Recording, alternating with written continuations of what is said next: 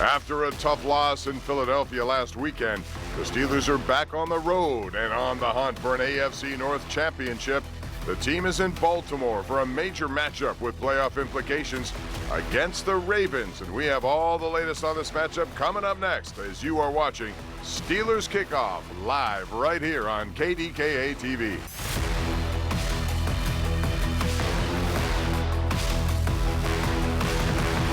Welcome to BetMGM Steelers Kickoff. Good morning, everyone, and happy Steelers Saturday from Baltimore, Maryland, site of this afternoon's pivotal AFC North matchup between the Steelers and the Ravens. We get you ready for this big game over the next 30 minutes. And welcome inside our KDKA TV studios for another edition of Steelers Kickoff. Alongside the quarterback of the program, Mr. Charlie Batch, I'm Bob Pompeani. Rich Walsh and Gerry Dulac will be in Baltimore, and we'll be joining them momentarily. So, Charlie, another Ravens matchup, division on the line. What else is new? What were games like this when you play them? How did they affect you differently than most? You know this was going to be tough, hard, no grit. You know you were going to be aching after the game. And this is the only game on the schedule that you actually sit back and say this is Ravens week, because you know how much it means, especially this late in the season, because at this point the division is on the line, so our players know exactly what to expect. Yeah, lots of big stuff on the line here today. And before we dive deeper into this game, let's take a look back at some of the issues from the Eagles game 1 week ago. Moving the football, was not easy against one of the best defenses in the NFL. The first 3 Steeler drives all resulted in punts before a field goal and another punt. All of these drives, you can see the negative yardage, were only 3 plays, not a recipe for success. In some ways, the ending was even worse. The Eagles had major drives amounting to a field goal and a touchdown, then just gut-wrenching 21-play, 88-yard drive to run out the clock. The Steelers never got another chance for points. Charlie, why were the Steelers not able to get off the field on defense and not able to sustain drives on offense against Philly? Yeah, too many missed tackles. And when you look back throughout the course of that game, I counted 15 missed tackles. And what happens, that lets you know on third downs, when you miss those tackles, that means those numbers are going to be better. Eagles 10 of 17 on third down. That allowed them more opportunities. But on the flip side, the Steelers were losing on first down. And when you lose first down, it puts you in a lot of third and long situations, and they weren't able to convert. 3 of 10 on third downs, and that's a recipe for a disaster to happen, and that's what you saw throughout the Eagles game. Third and longs, lots of them, and that's never good. And one big reason the offense couldn't get anything going really is the injury to George Pickens, who the Steelers will be without again today, and possibly the Christmas game against the Chiefs as well. And the numbers here, ladies and gentlemen, do not lie. Pickens is the most valuable receiver on the team. He more than doubles all of the other receivers on the roster in all of these major statistical categories. Do you think the wide receiver play today, Charlie, can pick up those stats, or should the Steelers consider using backs and tight ends even more in today's game plan? Yeah, they better. And right now, this is a redemption game, right? And when you put on a poor performance, all you ask for is the next opportunity. Right here, all eyes are going to be on that receiving corps. They have to step up. So you'll see a lot of personnel groups being substituted in and out, and I expect to see a lot of that heavy package because they want to dominate that line of scrimmage. And if you're able to do that, that's going to open up that play action game, and you can see similar plays like you did with Calvin Austin right there. Need more of those, no question. That was a flea flicker and a big one at the time.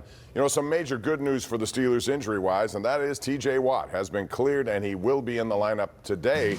Now, let's take you back a week ago. Watt had an ankle issue late in this game, and, man, people were holding their breath on this one, but he was able to get back to practice late this week and was completely off the injury report before Friday. And for more on the Watt situation and other Steelers news and notes, we go live right now to Baltimore, Maryland. Rich Walsh is standing by with our Post-Gazette Steelers insider, Gerry Dulac. Gentlemen, take it away. Hey guys, I guess the bad news here today is it's going to be a cold one here in Baltimore. We're expecting it to feel like low 20s at kickoff, but the good news is TJ Watt will play. And Gerry, will he be limited at all with that ankle injury? Yeah, Rich, I was told just a short time ago they expect him to be full go. So I don't expect him to be limited any more than usual. Oh, he might get an extra snap or 2 off in their rotation, but he's expected to be full bore, so that's good news for the Steelers. Yeah, definitely good news. Now switching sides of the offense, the offensive line has struggled recently. What's your take on what's going on with those guys? Rich, Arthur Smith the other day compared the running game to an old pickup truck. He said sometimes it's hard to get it going, but once it starts rolling, it's pretty good. Well, it hasn't been rolling very good lately, and part of that is because of the play of the offensive line. And I think what they want to do today, the plan is they want to try and get 4 hands on their down linemen, come off their double team blocks and get into Roquan Smith and hopefully frustrate him and run inside the 2 edge guys. So if they're able to do that, maybe get some movement that way, maybe they can run the ball as they have in the past, surprisingly, against the Ravens. Well, that's definitely one group that's hoping the offensive line will get it here together today, is the running back room. You know, with Najee Harris's fumble, do you expect the snap count to change or the rotation to change at all today? No, Rich, I don't. Najee Harris has averaged 16 carries the last 6 games, but his production hasn't been very good. He's only averaging 3.2 yards per carry in that time. He has not had a 100-yard game in, I think, 8 games now, so he hasn't been the running back that he was early in the year, and maybe part of that is the offensive line, but they would like to get him going. They need to run the ball better in the second half, Rich. They're averaging 80. They were averaging 80 yards rushing in the second half. The last 3 games, only 40 yards in the second half, and that goes to ball control, and that's what they would like to do against the Ravens. Yeah, no question. They have to get that run game going here today. Guys, back to you in the studio. All right, Rich, Gerry, thank you very much. And, well, as we all know, the Steelers could win the AFC North today. They want to get that done, but they still could take the division even if they come up short and lose this game to Baltimore. Here is a Hyundai by-the-numbers division clinching scenarios. The easier one would be just to win today and get that over with. But if the Ravens should win this game and the Steelers lose, the Steelers need to win out with victories over Kansas City and Cincinnati at home to take home the North. So pretty much it's in their control. We're just getting started here on Steelers Kickoff. When we come back, Rich caught up with a former Raven linebacker who switched sides in this rivalry over the offseason. Keep it right here on KDKA TV.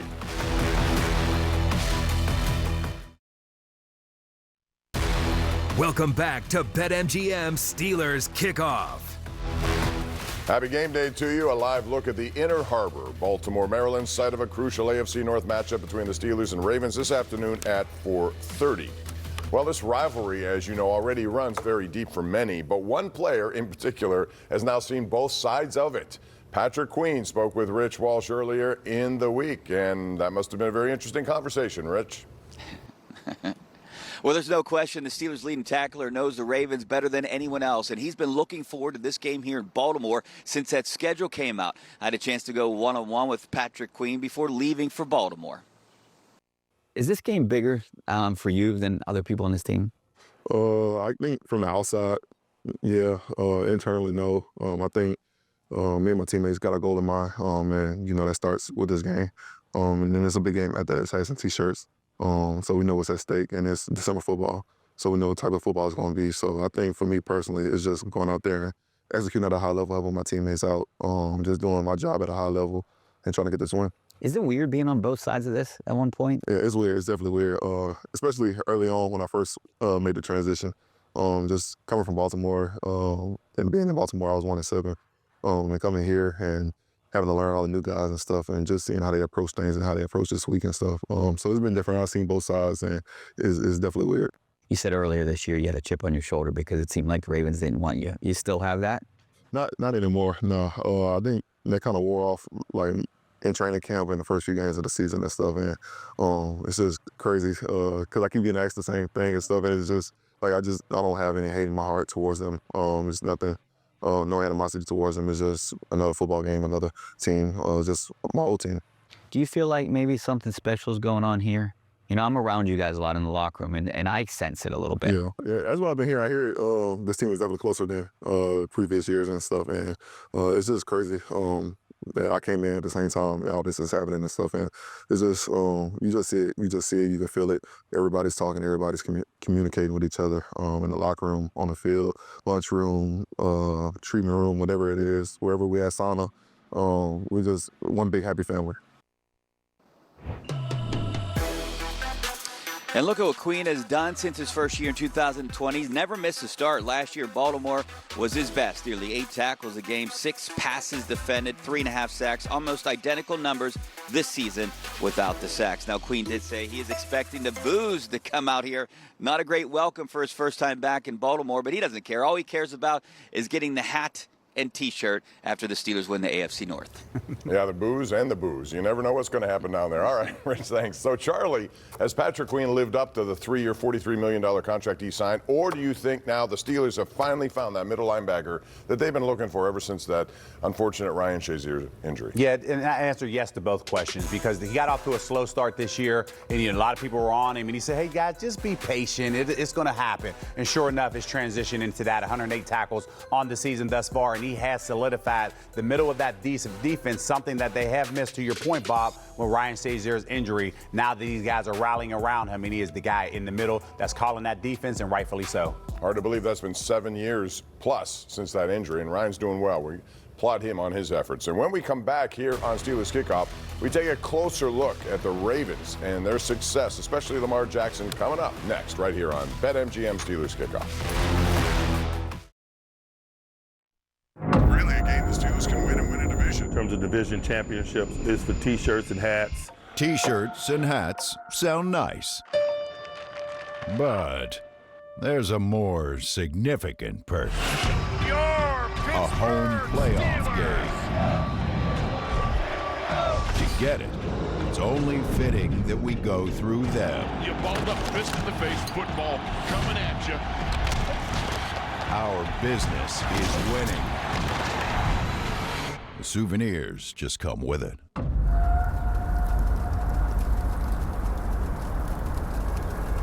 Oh, yeah, that'll get you revved up for this game down in Baltimore. Another look at M&T Bank Stadium in Baltimore, Maryland. Steelers and Ravens Saturday afternoon showdown ahead of Christmas. You know, the Ravens are clawing their way back toward the top of the AFC North and still have hopes of another division crown of their own. Getting a win against the Steelers would go a long way in making that a reality. Rich Walsh is back with a closer look at what Baltimore has been up to. Rich? Well, today's game is all about familiarity. The head coaches know each other well, face each other dozens of times. Both teams are headed to the playoffs in a few weeks, and all the players know each other's strengths and weaknesses. Just 1 month ago, the Steelers beat the Ravens in a game that seemed to be a case of deja vu all over again. Hard hits, lots of field goals, and the Steelers walking out with a narrow victory, their 8th in the last 9 meetings. I think Tomlin, I feel like he wants to just keep the game close, and then win it at the end. And honestly, that strategy works pretty well when they play us. Even since that last matchup, both teams have sort of mirrored each other. They both won 2 games and lost to the Eagles. But over the past month, a few Ravens have started to emerge, especially on offense. Good protection, aired out, Bateman downfield, and he has got it for the touchdown. Wide receiver Rashad Bateman has 3 touchdowns over that span, and Justice Hill has become Jackson's favorite target out of the backfield. 11 catches the past 3 games. Defensively, they still have the same disparity as they did a month ago between run and pass. They are first in the league in rushing yards allowed, but second to last against the pass. The one major difference between today's game and their last meeting is the venue. The Ravens crowd will certainly be in a frenzy, and their quarterback is hoping to use that energy to reverse his fortunes against the Steelers. Just being in front of our crowd, man. Flock Nation just being in the building, knowing it's a rival game, knowing what's at stake for us. I feel like the momentum from our crowd to just give us what we need, that extra boost. Well, today's South College game plan is pretty much the same as it was last time they played. Stick with the program. As you can see, the Steelers have dominated the series over the past 5 years, but all games have been very close, so the Steelers should follow the old mantra of if it ain't broke, don't fix it. Well, the Ravens aren't completely healthy either, especially on offense. Lamar Jackson will be missing or could be missing a couple of his targets. Nelson Aguilar, one of his receivers, is out, and Rashad Bateman is now questionable. He was wearing a walking boot at practice this week. Guys? It's that time of year, attrition. Rich, thank you very much. And it's no secret that Lamar Jackson has not really had success against the Steelers since he entered the league. Somehow the Steelers seem to come out ahead of him, unlike every other team that he faces. Take a look at these numbers. Jackson only has a 200 win percentage against Pittsburgh while boasting a 736 win percentage against the rest of the league. Meanwhile, his completion percentage and touchdowns per game are lower than average, and his interceptions and sacks per game are higher than his usual average number. So, Charlie, in today's quarterback analysis presented to you by Cleveland Brothers, have the Steelers simply been more disciplined when it comes to rush lanes? And I mean, why do they do it so well and others don't seem to do it? Well, you have to be patient right there. But the way that the Steelers defense roster is formed, when you have the speed on the outside of Alex Highsmith, TJ Watt, that's able to neutralize that speed of Lamar Jackson there. But also, it puts pressure on the guys on the back end, because most quarterback who would just take off and run, you know Lamar's keeping his eyes down the field, so those guys have to cover a little longer on the backside. So this is just a good compliment of what this defense is doing, and that's why they've been able to corral Lamar Jackson in the manner that they have. Yeah, hopefully for them, and it continues today. He's been hot this year with only 3 interceptions to 34 touchdown passes, really MVP-type numbers once again. When we return on Steelers Kickoff, we're going to take a look at some of the community ventures this holiday season and check out who's not suiting up for the Ravens game this afternoon. We got the ins and the outs all coming back.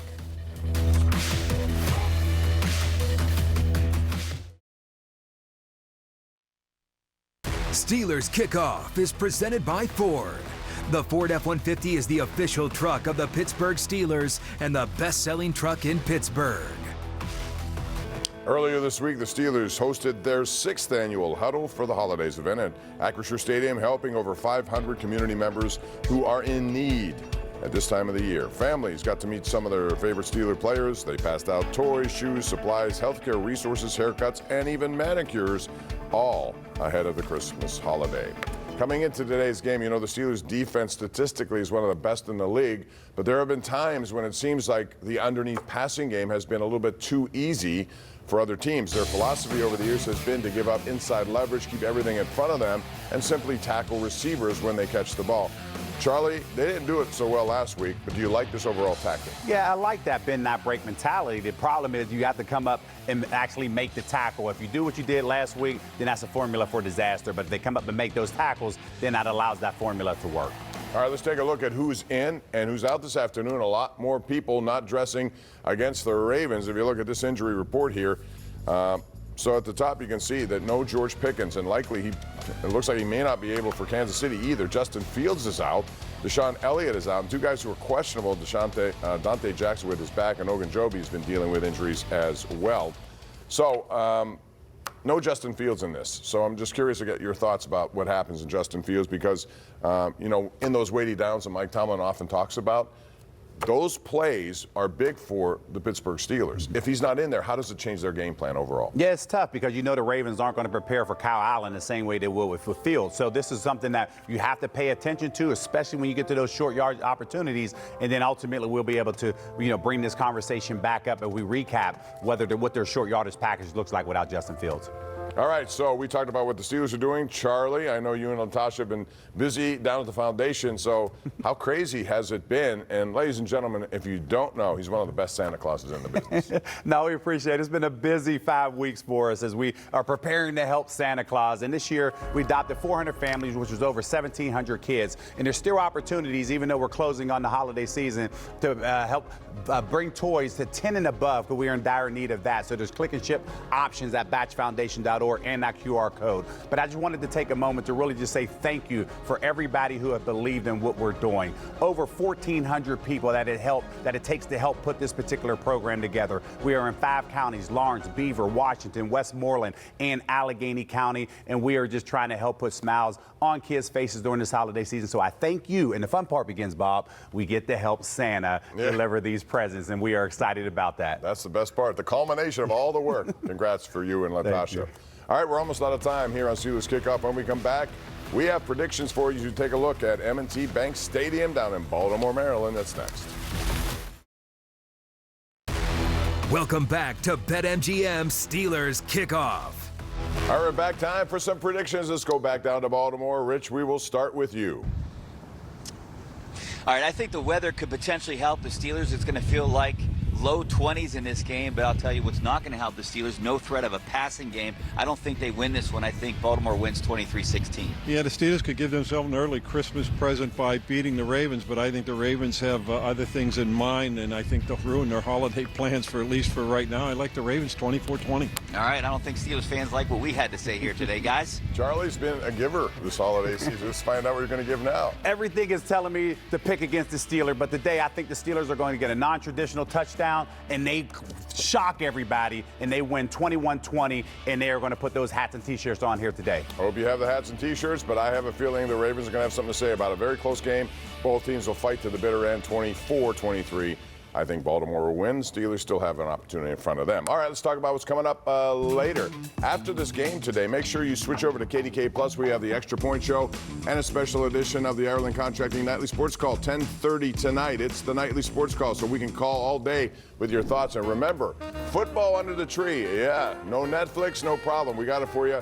We got a full day of programming starting at 11 with the dawn of a dynasty, 11:30 Inside the Huddle. We're live at 12 with Steelers Kickoff, which takes you into the Netflix pregame show. And then at 1 o'clock, again, it's on KDKA. You don't have to worry about that, followed by 2 more hours of postgame. So we'll be eating right here in the studio. And we hope the Steelers are eating today. They want to get those T-shirts and hats. Find out later.